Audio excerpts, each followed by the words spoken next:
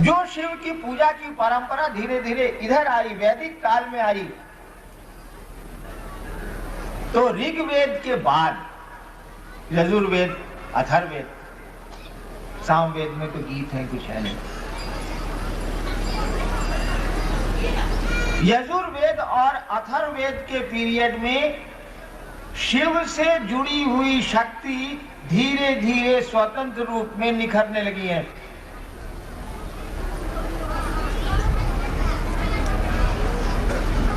और शक्ति का स्वतंत्र रूप होता चला गया है, वह भी इंडिपेंडेंट अपना पावर रखने लगी है। ऐसे इतिहास बढ़ रहा है। ऋग्वेद में एक देवी का नाम आया है, यजुर्वेद में उसी देवी को कहा गया है, और शिव से जुड़ी एक देवी का नाम आया। यजुर्वेद में फिर एक देवी का नाम आता है, कहा जाता है कि ये शिव की भगिनी है, बहन है। फिर बाद में उनको उनकी पत्नी मान लिया गया है। लेकिन ये शक्ति का जो स्वरूप है स्वतंत्र रूप से निखर रहा है। शिव से इनको जुड़ा हुआ माना गया है, लेकिन धीरे धीरे जैसे जैसे समय बीत रहा है, प्राचीन भारत से हम लोग अर्वाचीन भारत की ओर चले आ रहे हैं, इधर चले आ रहे हैं, तो देखते हैं कि शक्ति का स्वरूप स्वतंत्र रूप से निखरता चला जा रहा है। उनकी स्वतंत्र पूजा की परंपरा शुरू हो गई है।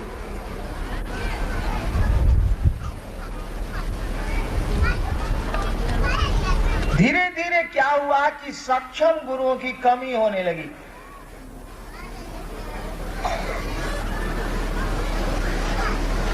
तो भक्ति धारा जो चली थी सिंधु घाटी सभ्यता से, जिसको आगमिक धारा के रूप में जाना जाने लगा, वेदों के कर्म कांड से प्यार में कर्म कांड आ गया, औपचारिकताएं प्रवेश कर गई। यानी आगमिक धारा भी सिस्टम में आने लगी। प्यार तो सिस्टम जानता नहीं, प्यार प्यार है। स्वतः शिव के प्रति लोगों के प्यार की स्थिति कम होने लगी, तो प्यार पैदा करने का तरीका ढूंढा जाने लगा। प्यार पैदा करने का बहुत सुंदर तरीका इस देश में भी एक है। एक हमारे गुरु भाई ने कहा कि प्यार तो पैदा हो जाता है, किया नहीं जाता। बात बिल्कुल सही। हमारे देश में प्यार पैदा करने का एक बड़ा ही सुंदर तरीका है, बड़ा ही सुंदर प्रचलन है। हमारे यहाँ की शादियां, लड़का लड़की को नहीं जानता है, लड़की वाले लोग लड़के वाले लोगों को बिल्कुल नहीं जानते हैं। वार्ता चलती है, कथा वार्ता होती है। मिथिला में कहा जाता है कथा। मैं जब मधेपुरा में था तो मैंने इस शब्द को जाना। कथा छै, इसका मन है कि ब्याह शादी का गौप है। नहीं,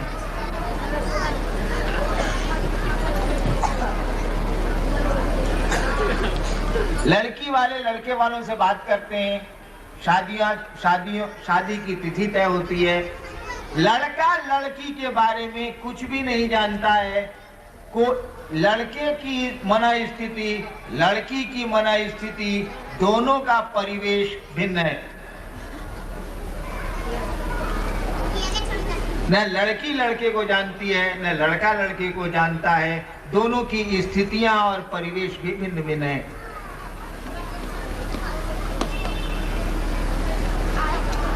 माँ बाप दोनों को शादी के माध्यम से जोड़ देते हैं।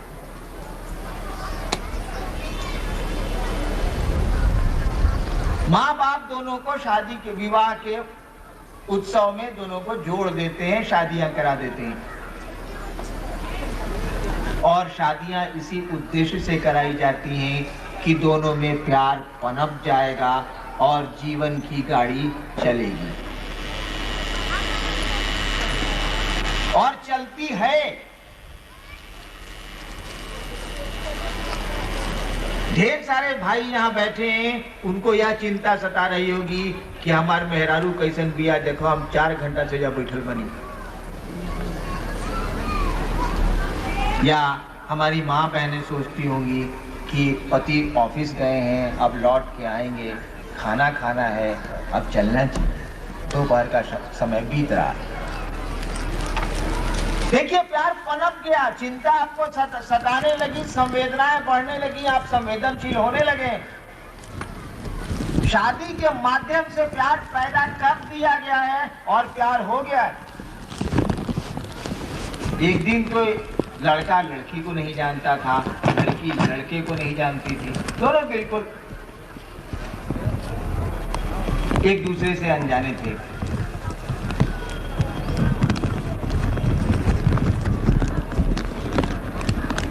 तो जब शिव से स्वतः प्यार करने की मना स्थिति में कमी आने लगी लोगों को,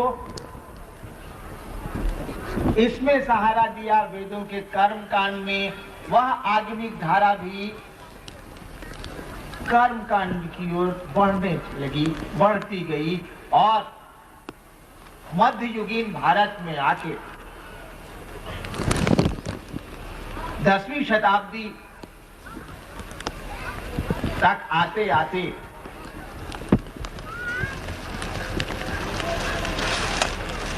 आगमिक धारा जो बाद में तंत्र के नाम से जानी गई, उसको भी मजबूर होना पड़ा वेदों का वर्चस्व स्वीकार करने को। कोई उपाय नहीं बच गया।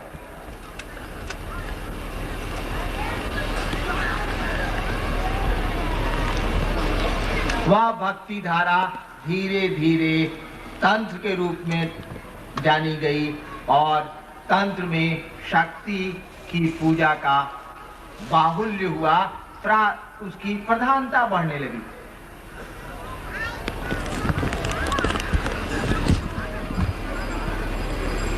अब शक्ति को जगा के शिव से जुड़ने की प्रक्रिया प्रारंभ हो रही है और शक्ति को जगा के शिव से जुड़ने की इस प्रक्रिया का नाम तंत्र हो गया। यह आगमिक धारा ही है, आगम बाद में चल के जाना जाने लगा तंत्र के रूप में। तीनों सभी चीजें एक ही हैं, भक्ति धारा, आगम और तंत्र एक ही जमीन पर पनपे हुए फूल हैं। ये अलग अलग चीजें नहीं है। ये तंत्र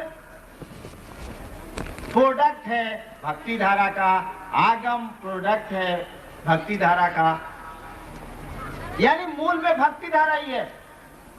और इसका बहुत सुंदर प्रमाण, छोड़िए इतिहास को, क्या बोलता है इतिहास, इसका बहुत सुंदर प्रमाण आपको मिलेगा। आप भारतवर्ष के तांत्रिकों की जीवन गाथा को पढ़ लें। आप इस देश में जो तांत्रिक के नाम से जाने गए हैं लोग, उनका जीवन इतिहास पढ़ लीजिए, साफ लगेगा कि ये भक्ति धारा है। भारतवर्ष के तांत्रिकों का नाम लीजिए तो जरा, जिनको हम आप जानते हैं, उन्हीं को ना बड़ा मानेंगे हम लोग। इधर से चलिए, वर्तमान काल से हम लोग पीछे थोड़ा सा घुस के देखें एक दो उदाहरण। रामकृष्ण परमहंस, विवेकानंद जी के गुरु, जीवन शुरू किया कर्म कांड से। शुरुआत है, प्यार पनपाने की कोशिश हो रही, और आ गए कहां? बिल्कुल प्रेम में, भक्ति में। अपने शिष्य विवेकानंद को कहते हैं नोरेन मां डाकचे, नरेंद्र मां आवाज देती।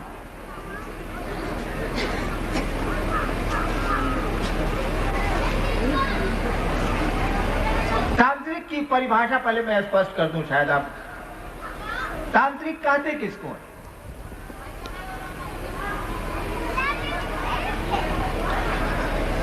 जो शिव और शक्ति से प्रेम करता है उसे ही तांत्रिक कहते हैं।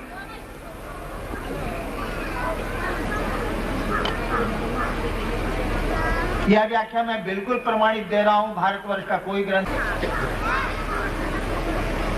योग से जुड़ा हुआ विज्ञान है हमारे यहाँ, बहुत बड़ी पुरानी पुस्तक है हम लोगों के पास, विज्ञान भैरव तंत्र। विज्ञान भैरव तंत्र में 112 योग की विधाएं हैं, तंत्र की विधाएं उसमें नहीं। वैसे तंत्र की क्या विधा होगी, प्यार की कौन सी विधा होती? विज्ञान भैरव तंत्र की शुरुआत में भगवती पूछती हैं शिव से,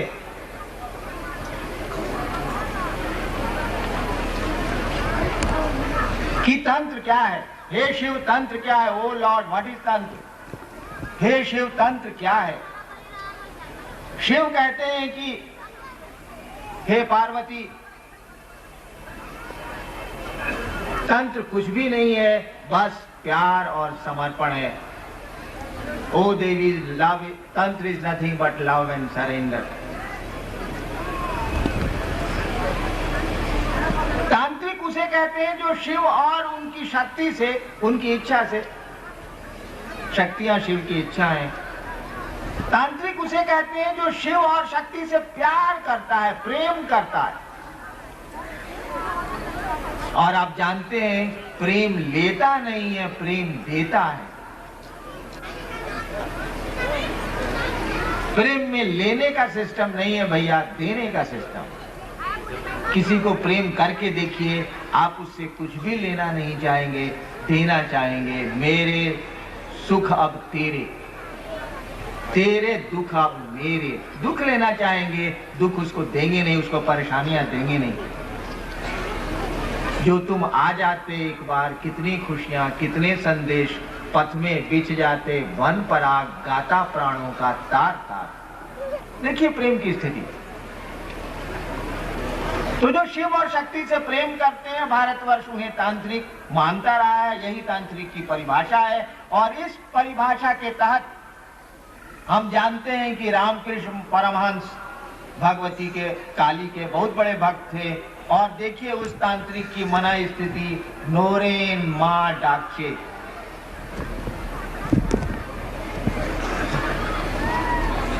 चलिए दूसरे तांत्रिक को, ठीक उसी कालखंड में एक और तांत्रिक पैदा हुआ है बर्दवान में, बंगाल के राम प्रसाद, कमलाकांत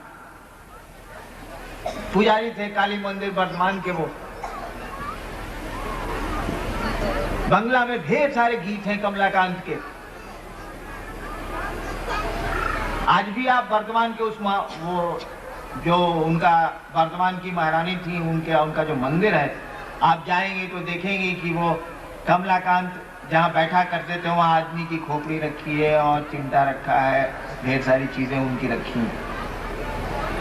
कमलाकांत ने शुरू किया साधना से, श्मशान की साधना से, मानव खोपड़ियों से साधना की होगी उन्होंने, अभी भी रखा है, मैंने देखा।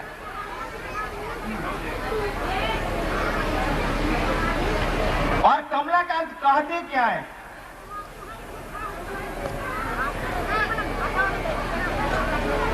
सकलई तुम्हार इच्छा, सब कुछ तुम्हारी इच्छा है। सकलई तुम्हार इच्छा, इच्छामयी तारा तुमी, তোমার কাজ তুমি করো মা, লোকে বলে করি আমি। দেহ যন্ত্রে তুমি যন্ত্রী মা, দেহ রথে তুমি রথী, যেমন চলাও তেমন চলিমা, যেমন कराओ তেমন করি। देखिए समर्पण, देखिए प्यार। देह यंत्र तुमी यंत्री मां, मशीन रूपी मशीन, ये देह रूपी मशीन की तुम मशीन मैन हो। देह यंत्र तुमी यंत्री मां, देह रथे तुमी रथी, जेमन चलाओ तेमन चलिमा, जैसे मन करे वैसे ले चलो। जेमन चलाओ तेमन चलिमा, जेमन कराओ तेमन करी, जैसे कराना वैसे करा लो।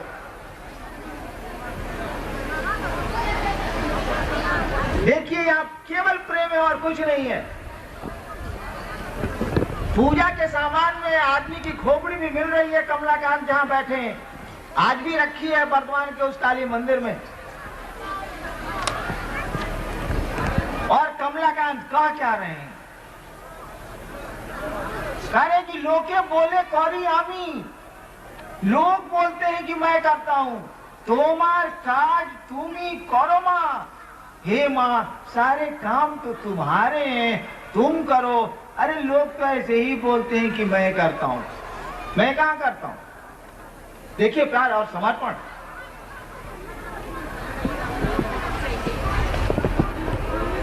और उदाहरण चलिए,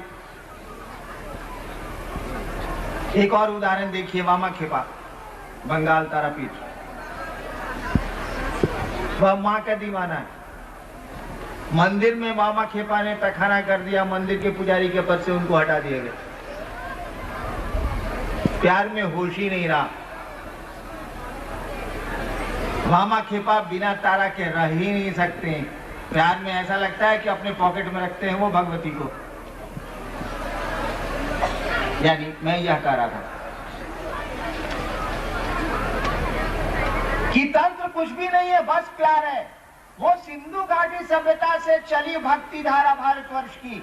इतिहासकारों का यह कहना कि प्राचीनतम भारत में भक्ति धारा थी। आज भी इस वर्तमान काल में भक्ति धारा ही है।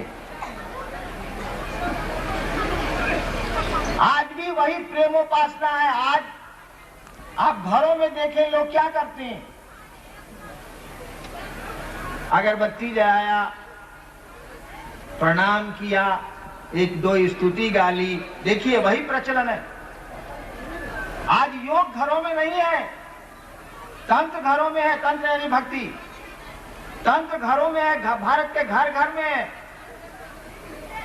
अनजाने रूप से है, आप तंत्र की ही पूजा करते हैं। भक्ति धारा भारतवर्ष में पूरे घर घर में फैली है।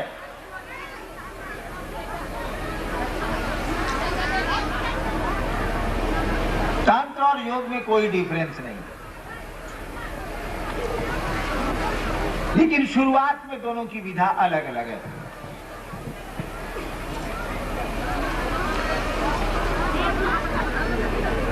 तंत्र शब्द का अर्थ है फैल जाना, तन्ना, तनु धातु से बना है, एक्सपेंशन।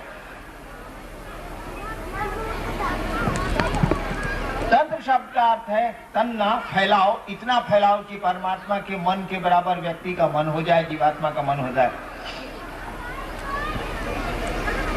योग का भी यही अर्थ है, जुड़ जाना, plus of the unit mind with the cosmic mind. योग का भी अर्थ है अपने को परमात्मा से जोड़ देना। लेकिन दोनों में थोड़ा सा शुरुआत में अंतर है। भक्ति धारा ने कहा कि प्रेम में तो कुछ छोड़ने और पकड़ने की जरूरत ही नहीं है। आप मुर्गा खाइए तब भी किसी से प्रेम कर सकते हैं। भाई अपने बेटे से प्रेम करने में मुर्गा कहां से दिक्कत पैदा करता है? आप प्याज लहसुन नहीं भी खाइए तो अपने बेटे को प्रेम करने में कहां असुविधा पैदा होती है? आप लाल कपड़ा पहनिए या साधु का बाना पहनिए या पैजामा पहनिए, भाई पत्नी से प्रेम करने में पतलून कहां आड़े आती है? प्रेम तो मन की चीज है, भीतर की चीज है। तो प्रेम में तो कोई वर्जना हो ही नहीं सकती। सब जात धर्म को भी तंत्र नहीं माना है, भक्ति धारा ने भी नहीं माना है। हमारे यहाँ सूफी संत हुए हैं, इसी भक्ति धारा के वो सब सारे लोग हैं। मुंगेर में मैंने कही थी कहानी, या कहा वो हमारे बहुत महान सूफी संत हुए हैं मंसूर, जिन्होंने अनल हक कहा। कहा जाता है कि मंसूर एक बार बैठे थे, टोपी पहने बैठे थे। एक आवाज आई, वो खुदा की आवाज थी, रूहानी आवाज थी। वो मंसूर टोपी बेचेगा?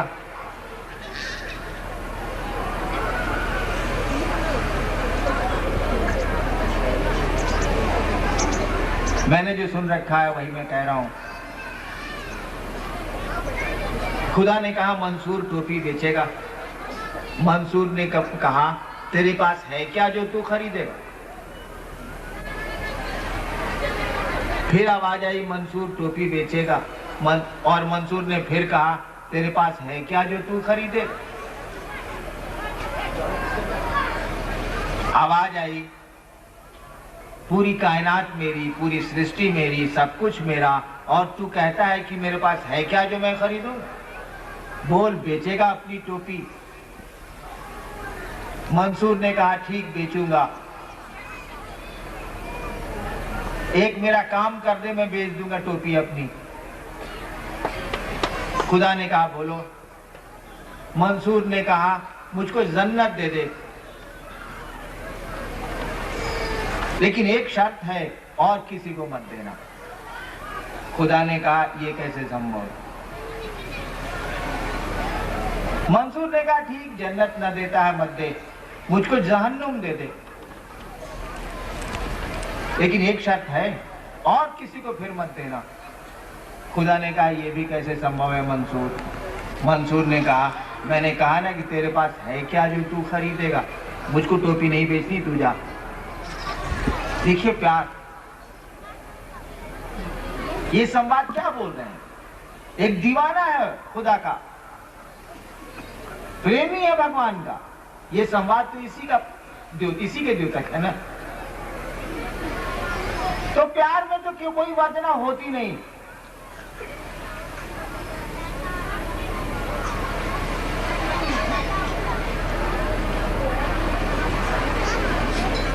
लेकिन पातंजल ऋषि के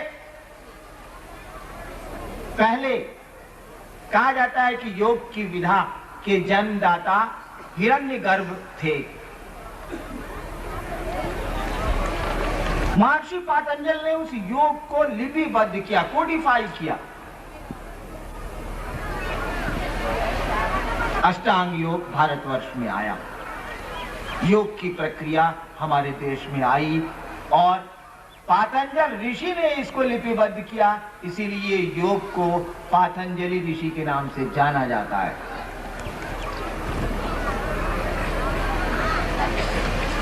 योग का पहला सिद्धांत बना कि भाई मन से परमात्मा को जुड़ना है। मन बहुत चंचल है, इसीलिए मन को नियंत्रित करो। चित्त वृत्ति निरोधा योगा। संस्कृत मुझको नहीं आती, सुधार कर लेंगे आप। चित्त वृत्तियों का निरोध योग है, यानी मन को कंट्रोल करो। ब्रह्मचर्य करो, अस्तेय करो, अपरिग्रह करो, यम नियम जो है उसके 10। योग ने शुरू किया कि अब तुम अपने मन पर नियंत्रण करो। प्याज लहसुन मत खाओ, क्योंकि पचने में गरिष्ठ होता है, 48 घंटे में पचता है, और यह मन को विचलित करेगा। कहा कि भोजन पर नियंत्रण करो। गरिष्ठ भोजन शरीर में प्रभाव अपना डालते हैं, और शरीर से मन जुड़ा हुआ है, इसीलिए मन भी प्रभावित होगा। संयमित जीवन के साथ चलो। योग ने शुरू किया कि चित्त वृत्तियों का निरोध करो, मन को नियंत्रित करो, और तब परमात्मा से जुड़ो। मन को नियंत्रित करो और तब परमात्मा से जोड़ो। योग की विधा इस पर चली।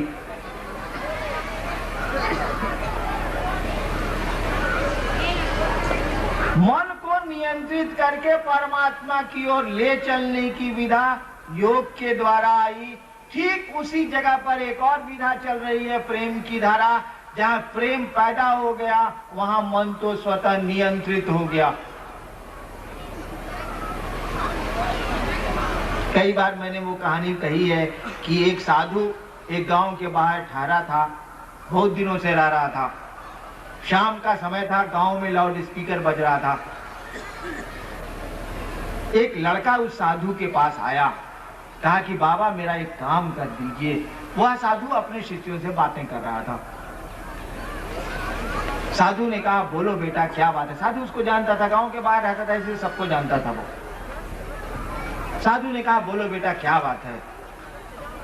उस लड़के ने कहा बाबा ये जो माइक बज रहा है, ये जो लाउड स्पीकर गाना बज रहा है,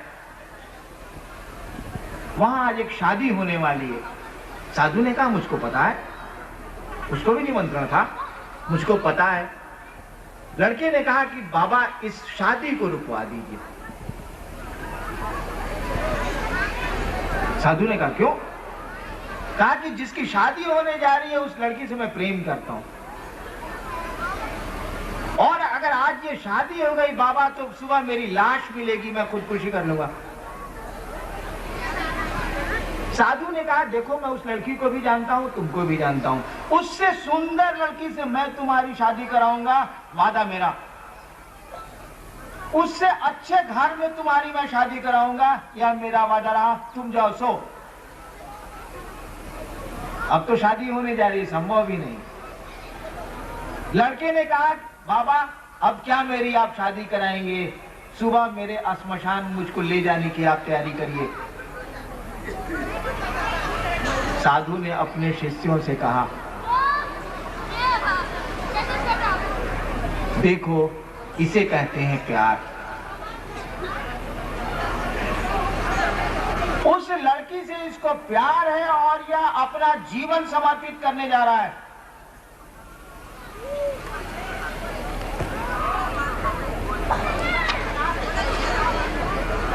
इसको अभी कुछ नहीं सूझ रहा है उसके अलावा। लैला मजनू की स्थिति पैदा हो गई है, मीरा और कृष्ण की स्थिति पैदा हो गई, रामकृष्ण परमहंस और काली की स्थिति पैदा हो गई। आप बताइए कौन सी चित्त वृत्ति का निरोध किया था उस लड़के ने उस लड़की से प्यार करने को? अपनी पत्नी से, अपने बच्चे से प्यार करने के लिए कौन से अपने मन को आपने नियंत्रित किया है?